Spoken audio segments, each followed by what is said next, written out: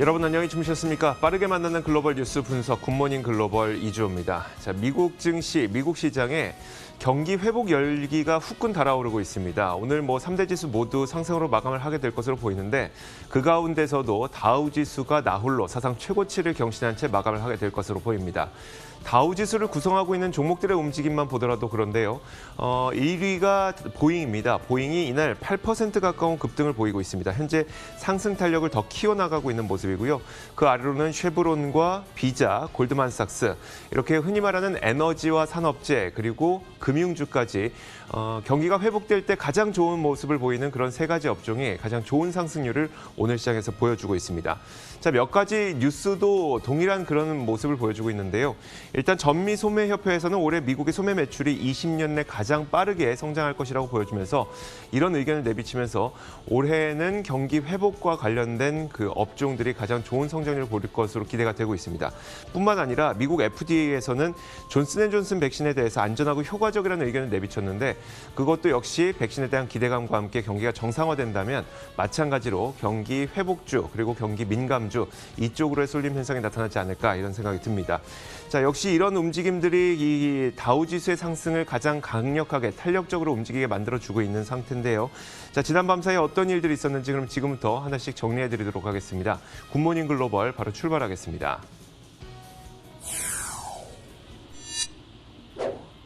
네, 마감 임박 뉴욕 증시 현재 시장 상황 살펴보겠습니다. LS 클로징 벨 나우 통해서 확인해 보시죠. 오늘 주요 지수는 에너지 및 산업 그리고 금융 섹터의 강세에 힘입어 현재 상승 중에 있습니다. 먼저 자세한 이 시각 지수 상황부터 확인을 해보도록 하겠습니다. 먼저 다우지수인데요. 다우지수 장 초반에 이렇게 약세로 출발했지만 현재 꾸준히 우상향 곡선 그려 나가고 있습니다. 현재 1.43%까지 이 상승폭을 키워 나가면서 32,000선 부근에 바짝 다가선 채 움직이고 있습니다. 나스닥 지수 확인해 보겠습니다. 역시나 그동안 부진했던 나스닥 지수 오늘은 반등에 나서주고 있습니다. 현재 1% 가까운 상승 탄력을 지켜내고 있고요. 13,600포인트 부근에 바짝 다가선 채 움직이고 있습니다. S&P 500 지수는 오늘 47포인트 회복을 해주고 있습니다. 현재는 3,928포인트 선 가리키고 있습니다. 그렇다면 오늘 시장이 주목한 이슈들 확인해 보겠습니다. 사실 장 초반까지는 시장 분위기가 그다지 좋지는 않았습니다. 10년물 국채금리가 1.4%를 기록하며 작년 2월 내 최고점을 기록했습니다. 그러면서 분위기가 나빴고 또 기술주 종목들 위주의 매도세가 나타났습니다. 그리고 나스닥 지수는 1%대 이상 빠지기도 했는데요. 이 밖에 한 가지 더 불안 요인이 있었습니다. 홍콩 정부가 주식거래 인지세를 인상하면서 홍콩 증시 주요 지수가 3% 내외로 급락한 점도 있었는데요. 그러면서 그 이후로 오늘 파월 연준 의장의 하원 증언이 전해졌습니다. 그러면서 증시 분위기가 반전이 됐는데 전일에 이어서 오늘도 인플레이션 우려를 잠재우면서 시장 달래기에 나섰습니다. 연준의 경제 목표가 달성되기까지는 3년 정도 걸릴 수 있다는 얘기도 덧붙였는데요. 그 뒤로 주요 지수 낙폭을 만회하고 현재 이렇게 상승세로 전환되었습니다. 그렇다면 파월 의장의 발언 조금 더 자세히 들여다보겠습니다. 그는 경제가 재개되고 수요가 증가하면서 인플레이션 변동성이 나타날 수 있다. 그러나 우리가 걱정하는 것만큼 run hot, 뜨겁게 뛰어오르진 않을 것이다. 설령 과하게 오른다 해도 연준은 그에 적절하게 대응할 수 있는 수단을 가지고 있다. 이렇게 말을 했습니다. 시장에도 크게 안도감을 심어준 내용이 되겠습니다. 한편 부양책 관련해서도 한 가지 보도가 전해졌습니다.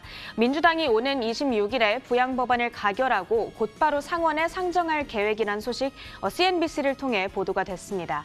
하원에서는 무난한 법안 통과가 예상이 되고 있고 또 26일 오후에는 상원으로의 제출이 가능할 것으로 점쳐지고 있습니다.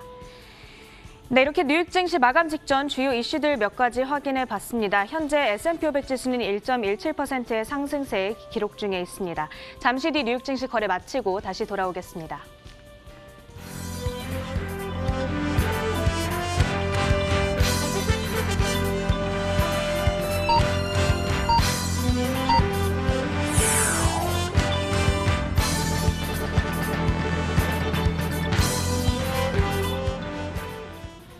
네, 마감 후에 돌아왔습니다. 한 가지 이슈 더 볼 텐데요.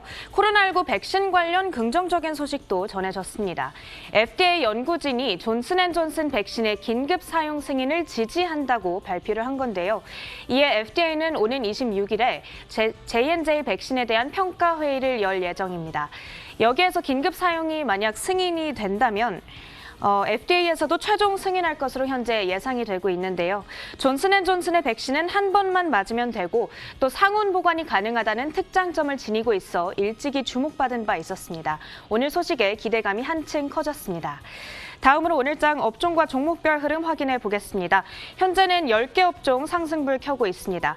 오늘도 에너지 섹터가 3.46% 강하게 오르면서 주도를 하고 있고요. 이외에도 산업도 굉장히 강합니다. 2%대의 상승세 현재 기록하고 있고요.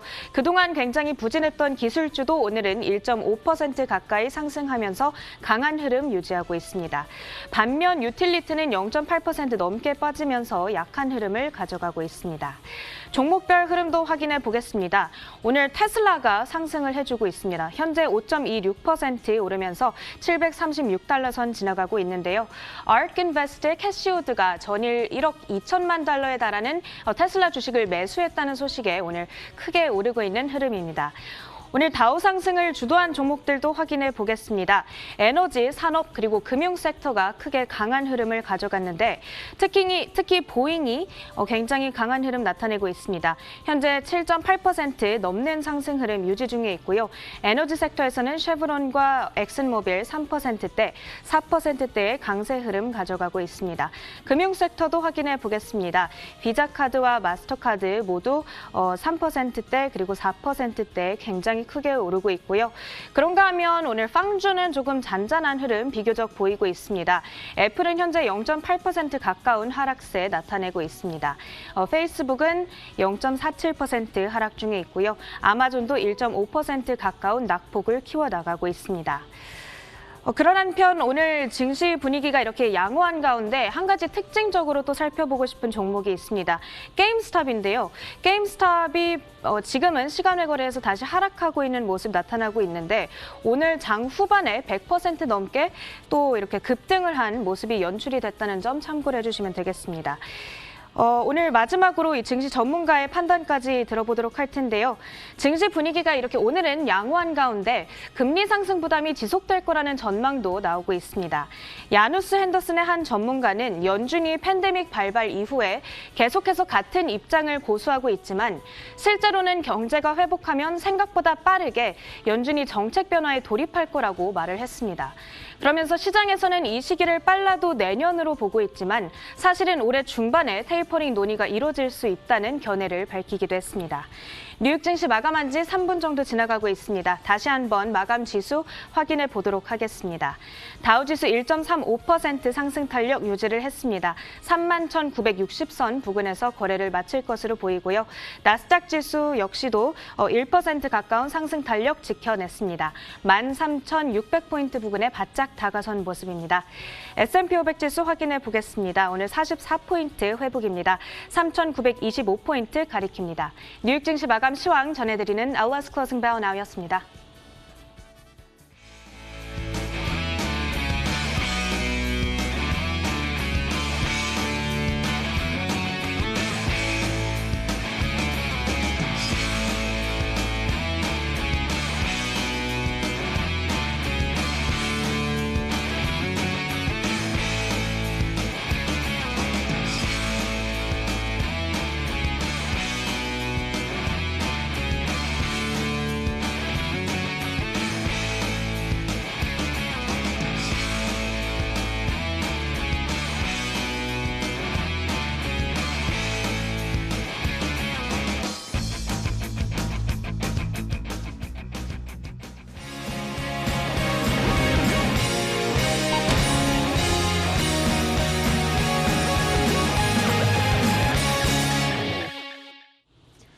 자, 앞서 미국 시장 상황 살펴보셨습니다. 이에 대한 분석 내려보겠습니다. 클로징 벨 나우 오늘도 장혜진 앵커와 로제타 투자자문 최진석 포트폴리오 팀장 함께하겠습니다. 어서 오세요.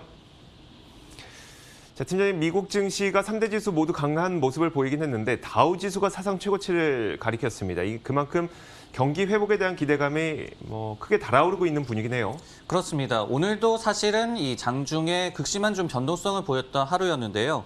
장 초반은 좀 하락세였습니다. 여기에 또 더해서 나스닥 같은 경우에는 1% 이상까지도 장중에 낙폭을 확대하기도 했는데요. 하지만은 1.43%까지도 육박을 했던 10년물 국채금리가 좀 상승세가 한풀 꺾이자 증시도 좀 안정세를 찾아가는 그런 모습이 나아졌습니다. 최근에 이제 국채금리와 증시 간에 반대로 좀 연동하는 움직임을 오늘도 좀 확인을 할 수가 있었고요.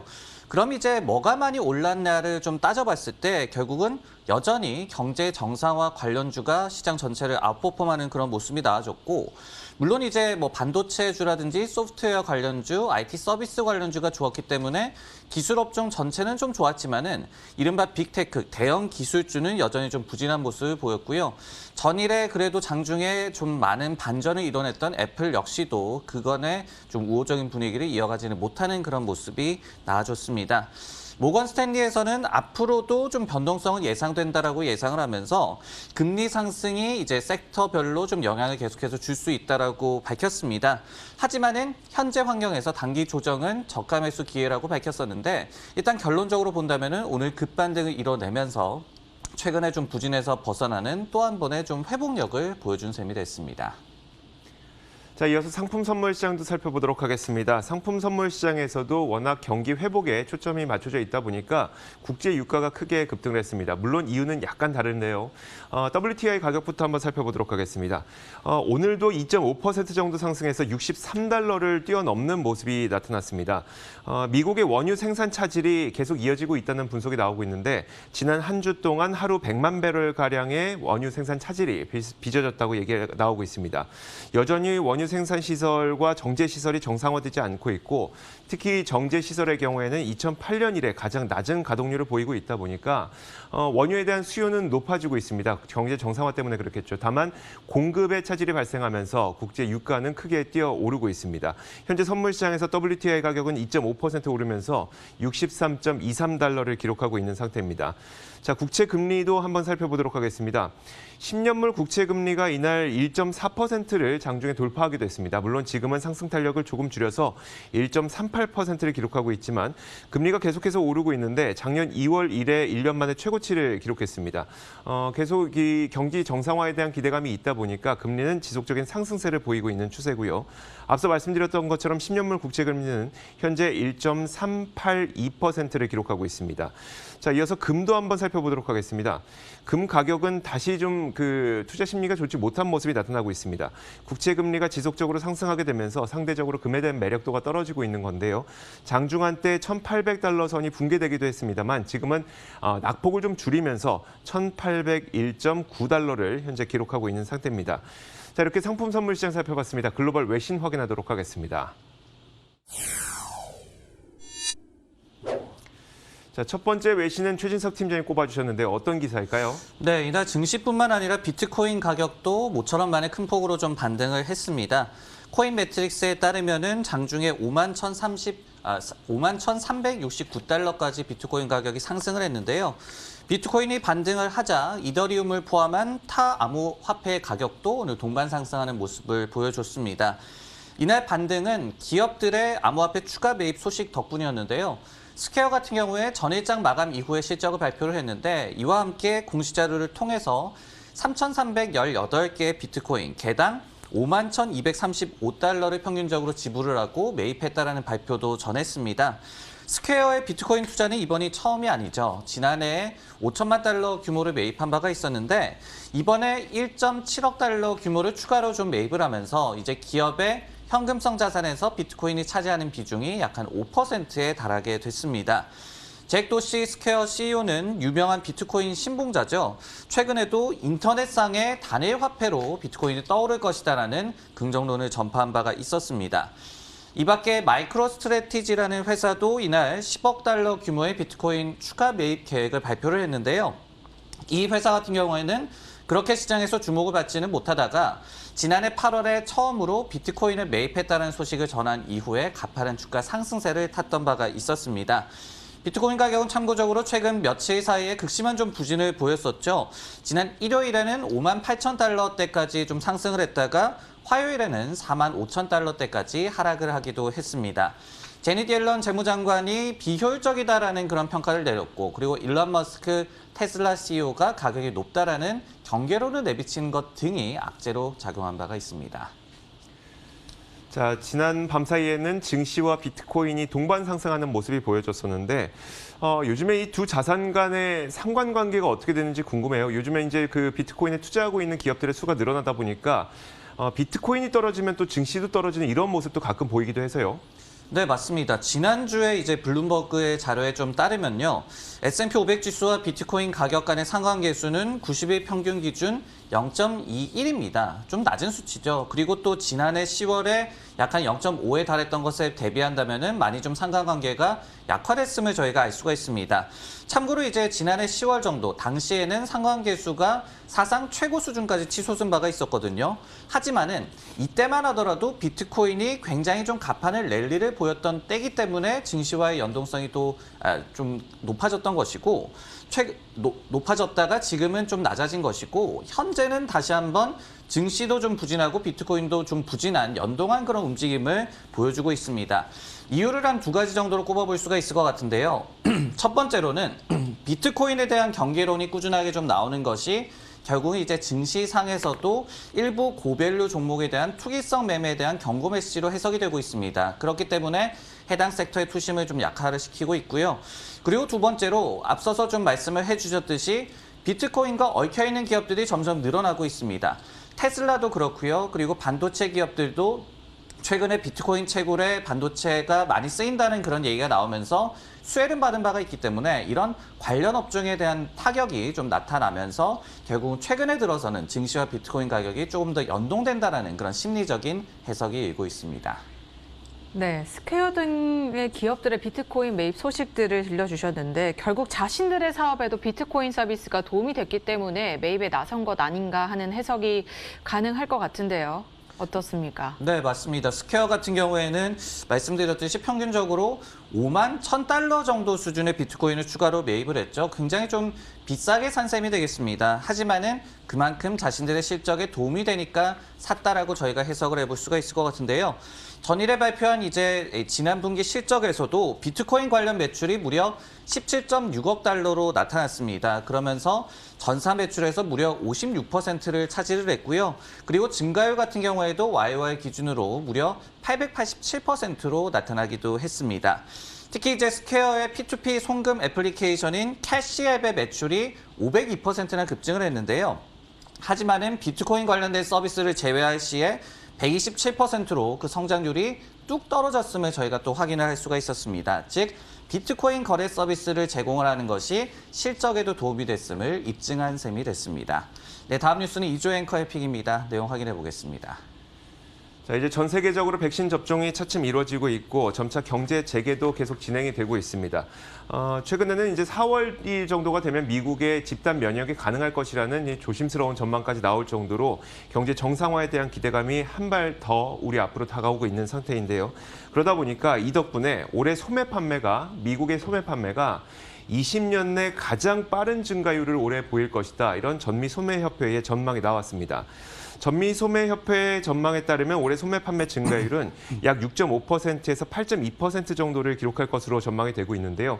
절대 규모로 따져보자면 4조 3,300억 달러 이상의 소매 판매 매출이 올 한 해 동안 발생을 할 것으로 전망을 했습니다. 이를 두고 전미소매협회 수석 이코노미스트는 20년 내 가장 빠른 속도의 성장세가 기대된다고 얘기를 했고요. 더불어서 미국인들은 팬데믹 기간 동안 막대한 저축을 해놨고 최근 주가는 사상 최고가 행진, 또 집값도 오르고 있기 때문에 이 모든 것들이 경기 회복 강화 전망을 할 수 있도록 하고 있다라고 얘기를 했습니다. 작년에도 이 소매 매출이 그렇게 나쁘진 않았습니다. 작년에 6.7% 증가를 해서 절대 규모로는 4조 600억 달러를 기록한 바가 있는데 아무래도 팬데믹에도 불구하고 온라인 부문이 22%나 성장하면서 소매 판매 증가율이 크게 타격받지는 않았습니다. 그러다 보니까 올해에도 당연히 이커머스 부문의 매출은 크게 늘어날 것으로 전망이 되고 있는데 올해 매출은 약 18%에서 23% 정도 증가할 것으로 전망이 되고 있습니다. 이미 팬데믹으로 온라인 쇼핑에 익숙해진 사람들이 경제가 정상화된다고 하더라도 오프라인으로 찾아 방문하는 그 비율은 크게 늘어나지 않을 것이란 얘기겠죠. 그래서 그런지 이 소식에도 불구하고 백화점 메이시스의 주가는 오히려 하락하는 그런 모습이 나타나기도 했습니다. 팀장님, 이제 리테일 관련주들, 그러니까 사람들이 정말 쇼핑을 더 많이 하고 돈을 더 많이 쓰고 이런 쪽 경제 정상화와 관련된 리테일 관련주들을 좀 집중해 볼까 하는데 앞서 이야기가 나왔던 것처럼 오프라인에 집중돼 있는 쪽은 여전히 좀 안 될 것 같더라고요. 그렇습니다. 그렇기 때문에 이제 온라인 관련주에 대한 관심이 시장에서도 여전히 좀 높게 좀 유지가 되고 있는데요. 이 페이팔 등의 결제 업체들의 좀 언급을 보더라도 그리고 어떤 이제 소비자들 간의 설문조사 결과를 보더라도 팬데믹 이후에도 온라인 쇼핑이라든지 아니면은 음식 배달 서비스라든지 이런 부문에 대한 수요가 어느 정도 높게 유지가 될 것으로 좀 기대가 되고 있습니다. 하지만은 저희가 이제 관련주에 접근을 하기 전에 두 가지 정도를 좀 경계해야 될 것 같은데요. 첫 번째는 바로 이제 기고 효과입니다. 이마케터에 따르면요, 지난해 이제 글로벌 기준으로 봤을 때는 이커머스 매출이 약 한 28% 정도 늘어났습니다. 하지만 올해는 이제 증가율이 한 14% 정도로 좀 반토막으로 둔화될 것으로 예상이 되고 있거든요. 그렇기 때문에 이런 부분을 좀 염두를 해야 될 것 같고, 그리고 두 번째는 이 같은 좀 공포감을 시장이 얼마나 받아들이는가도 저희가 잘 모니터링을 해야 될 것 같습니다. 즉 이제 이커머스 매출이 여전히 좀 놀라운 성장세를 보일 것으로 예상이 되고는 있지만은 전년 대비해서 이제 둔화할 것이다라는 인식, 그리고 코로나19 팬데믹의 수혜가 이제 약화될 것이다라는 그런 인식이 관련주 주가에 좀 부담으로 작용할 가능성인데요. 예를 들어서 최근에 주가 부진이 이어지고 있는 아마존에서도 저희가 좀 예시를 찾아볼 수 있을 것 같습니다. 그렇기 때문에 이제 온라인 관련주에 좀 투자하기 전에는 이 같은 두 가지 측면을 좀 더 고려를 해봐야 될 것 같습니다. 자, 이어서 장혜진 앵커가 꼽은 외신도 살펴보겠습니다. 어떤 내용일까요? 네, 경제 재개에 조금 더 힘을 실어줄 소식이 전해졌습니다. 자, 미국의 FDA가 존슨앤드존슨이 개발한 코로나19 백신에 대해서 긍정적인 의견을 내놨습니다. 현지 시간 24일 외신에 따르면 FDA는 존슨앤존슨이 개발한 코로나19 백신에 대해서 긴급 사용 승인을 신청했는데 이를 두고 안전하고 효과적이다라고 평가를 했는데요. 이 백신은 중증 코로나19 질병 예방에 66%의 효과를 보인다고 합니다. 안전성이 굉장히 좋은 실험 결과를 나타냈다고 설명을 했고요. 미국과 남아프리카 등에서 약 4만 4천 명의 환자를 대상으로 실험을 했는데 이 임상 실험에서 백신을 맞은 환자 중 사망한 사람은 단 한 명도 없었다고 합니다. 자, FDA 측은 외부 의료 전문가들로 구성된 자문위원회와 이번 주 금요일 분석 결과를 두고 논의할 예정인 것으로 알려졌고 이에 따라서 조만간 긴급 사용 승인이 될 것으로 예상이 되고 있습니다. 자, 존슨앤드존슨 백신이 시장에서 기대를 모으고 있는 건 2회 접종을 해야만 효과를 나타냈던 화이자나 모더나의 백신과는 달리 존슨앤드존슨의 백신은 한 회 접종만으로도 효과가 나타나기 때문인데요. 당사는 3월 말까지 미국에 약 2천만 도스를 공급하겠다라고 밝혔는데 이는 백신 공급 능력을 약 20%가량 끌어올리는 수준이라고 합니다. 자, 이제 존슨앤드존슨까지 더해져서 백신 보급이 더욱더 속도를 낼 전망입니다. 코로나19 종식과 관련된 의견들이 그간 참 많았었는데요. 4월쯤에는 집단 면역이 형성될 수 있다라는 내용도 전해졌었고요. 월가에서는 이를 두고 어떤 의견들이 나오고 있는지 간략하게 정리해 주시죠. 네, 최근에 가장 급진적으로 팬데믹 종식에 대한 의견을 내비친 것이 바로 JP모건이었죠. 현재 백신 접종 속도를 감안을 하면은 이르면 3월 말이나 4월 말쯤에는 팬데믹이 사실상 종식될 수 있을 것이다라는 장밋빛 전망을 제시한 바가 있었습니다. 그때 이제 근거로 든 것이 두 가지였죠. 첫 번째로는 변종 바이러스가 결국은 기존과 확산 추세라든지 그리고 완화 추세가 크게 다르지 않다라는 점이었고요. 그리고 두 번째로 이제 백신 접종이 확대가 되면서 감염이 급감을 하는 실제적인 효과가 있다라는 그런 얘기였습니다. 이외에도 페더레이티드 허미스라는 기관에서도 여름 이내에 미국이 집단 면역을 달성할 수 있을 것이다. 그러면서 팬데믹 역시도 종식 기대감이 살아나고 있다라는 분석을 제시한 바가 있었습니다. 자, 이렇게 지난 밤 사이 있었던 여러 가지 글로벌 이슈 살펴봤습니다. 이어서 종목 뉴스 확인하겠습니다.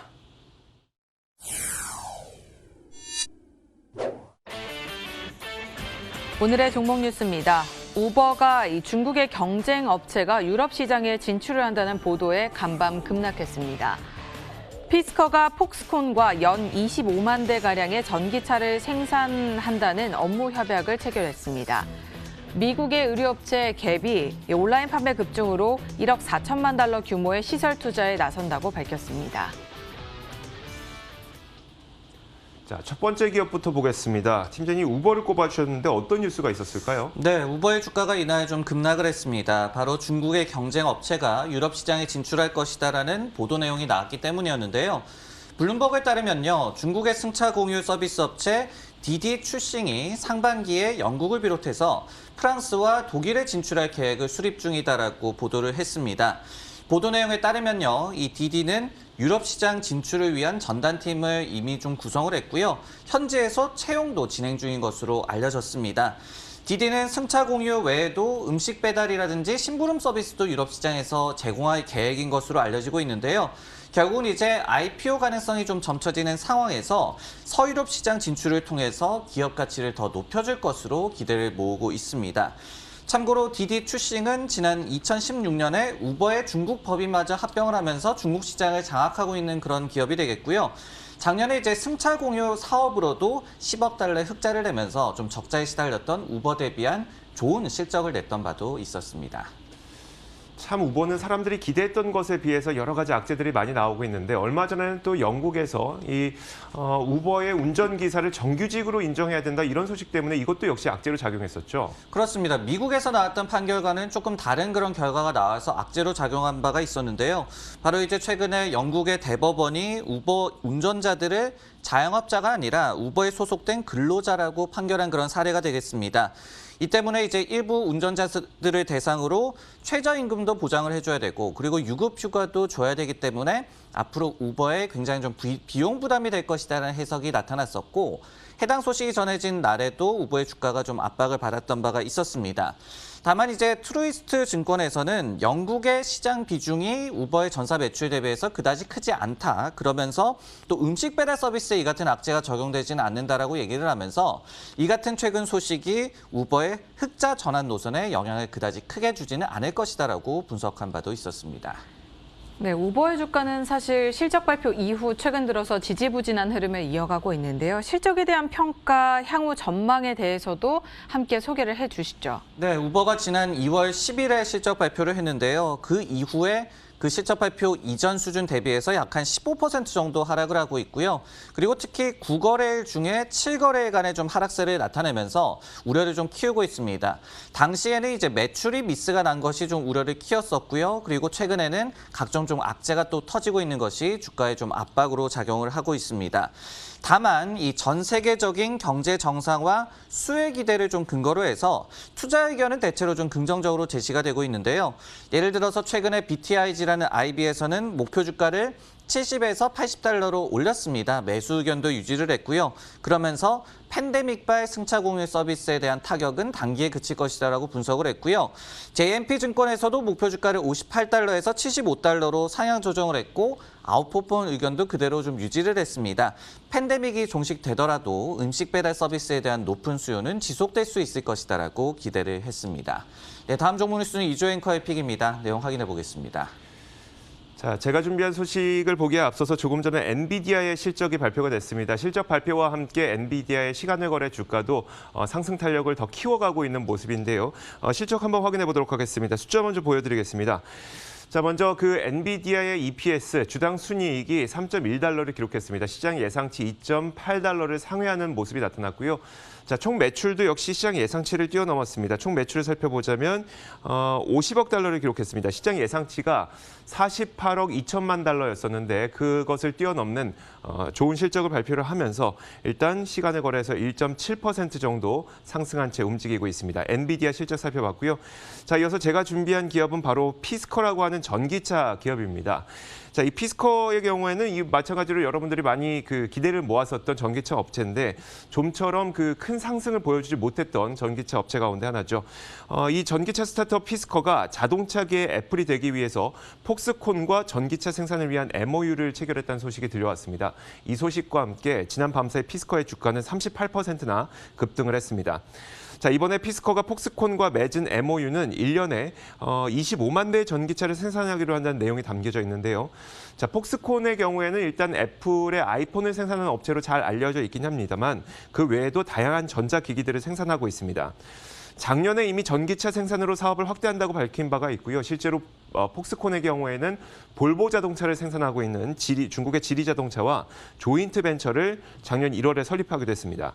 자, 피스커 측면에서 봤을 때는 이번 MOU가 생산 공장을 다변화한다는 데 의미가 있는데 먼저 피스커는 현재 전기차 생산의 대부분을 마그나에 의존하고 있기 때문입니다. 자, 이렇게 된다면 피스커는 2025년까지 4종류의 전기차를 생산한다는 목표를 달성하게 될 수 있을 것으로 보이고요. 3종류는 마그나에서 만들고 1종류는 폭스콘에서 만들게 되지만 폭스콘은 이 대만에 있는 공장이 아니라 미국에 있는 공장에서 이 자동차를 생산하게 될 것이라고 합니다. 팀장님, 앞서 얘기를 했던 것처럼 피스커는 그 전기차 가운데 거의 안 오른 종목으로 사람들에게 인식되고 있는 종목이거든요. 자, 이제 곧 본격적인 상승이 가능할까 싶은데 월가의 시각은 어떨까요? 네, 최근의 분위기는 굉장히 좀 좋은 것 같습니다. 예를 들어서 CFRA에서 매수 커버리지를 새롭게 좀 제시를 했는데요. 4가지 좀 근거를 들었습니다. 첫 번째로 경영진이 신뢰도가 좀 있는 그런 인물들이다. 두 번째로 이 기업의 재무 구조가 탄탄한 편이다. 세 번째로 제조 역량이 굉장히 괜찮다. 네 번째로 또 전기차 모델 자체에 또 매력도 있다라고 분석을 하기도 했습니다. 그런 가운데서 이번에 이제 마그나에 대한 의존도를 좀 줄일 소식이 나왔으니까 제조 역량이 더욱더 좀 견고해질 것으로 좀 기대를 모을 것으로 예상이 됩니다. 앞서서 이제 RF 레퍼티라는 기관 역시도 매수 커버리지를 게시를 하면서 최근에 좀 긍정적인 투자 의견이 좀 많이 나타나고 있는 그런 기업이거든요. 하지만은 이 회사도 첫 차량 인도 시점이 내년 말로 예상되는 만큼 아직까지 돈을 벌지도 못하고 있는 기업이라는 점은 항상 좀 기억을 해야 될 것 같습니다. 자, 마지막으로 장혜진 앵커가 꼽은 기업도 살펴보겠습니다. 어떤 기업일까요? 네, 미국의 대표적인 의류업체라고도 볼 수 있는 이 갭이 온라인 판매 급증에 따라 텍사스주에 신규 창고를 짓기로 하고 1억 4천만 달러를 투자한다는 소식이 전해졌습니다. 당사는 이를 통해서 향후 2년간 온라인 비즈니스 사업을 더욱더 성장시켜 나가겠다라고 전했는데요. 이 새로운 물류 창고는 하루에 약 100만 개의 택배를 소화해낼 수 있을 것으로 예상이 되고 있고 더불어서 2023년 말까지 약 500개의 일자리를 창출해낼 것으로 기대되고 있습니다. 자, 당사는 오는 2023년에는 매출의 절반을 온라인 판매가 차지하게 될 것이라면서 온라인 소비 급증에 따라서 중요도가 점차 높아지고 있다는 점을 시사했습니다. 지난해 3분기만 보더라도 이 갭의 디지털 사업이 61%의 성장세를 보였고 이것이 전체 매출의 40%에 기여를 했습니다. 당사는 340만 명이 넘는 고객들이 모두 온라인을 통해서 들어온 유입된 고객이었다면서 변화하는 트렌드에 맞춰서 이커머스로의 전환을 더욱더 박차를 가하겠다라는 강한 포부를 밝혔습니다. 창고는 내년 8월쯤에 완공이 될 예정이고요. 갭은 오는 3월 4일에 지난 4분기 실적을 발표할 예정인 것으로 알려지고 있습니다. 자, 경기 민감주라고 볼 수 있는 갭이죠. 그동안 코로나19로 외출이 불가하다 보니까 우리가 옷도 덜 사게 되고 쇼핑도 덜 하기도 했습니다. 그러다 보니 갭의 주가도 별 재미가 없었다라고 해석이 가능한 것 같은데 자, 올해는 갭이 다시 반등에 나설 수 있을지 업계 전반적인 의견은 어떤지 소개해 주시죠. 네, 갭 같은 경우에는 꼭 이제 팬데믹이 아니더라도 주가가 좀 장기간 재미가 없었습니다. 지난 5년간의 흐름을 보더라도 마이너스 10%의 상승률을 보여주고 있거든요. 미국 증시가 꾸준히 그간에 좀 우상향을 했음을 좀 감안을 한다면은 매우 좀 부진한 흐름이라고 볼 수가 있겠습니다.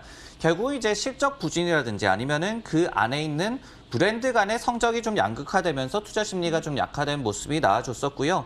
하지만은 이처럼 좀 온라인 매출이 급증을 하고 있고 여기에 좀 집중한다는 전략을 좀 내세운다라고 한다면은 반전 계기로 또 삼을 가능성도 점쳐볼 수 있을 것 같습니다. 실제로 최근에 모건 스탠리가 목표 주가를 25달러에서 27달러로 상향 조정하기도 했고요. 다만 이제 모건 스탠리 같은 경우에도 동일 비중, 즉 중립적인 투자 의견은 그대로 좀 유지를 했거든요.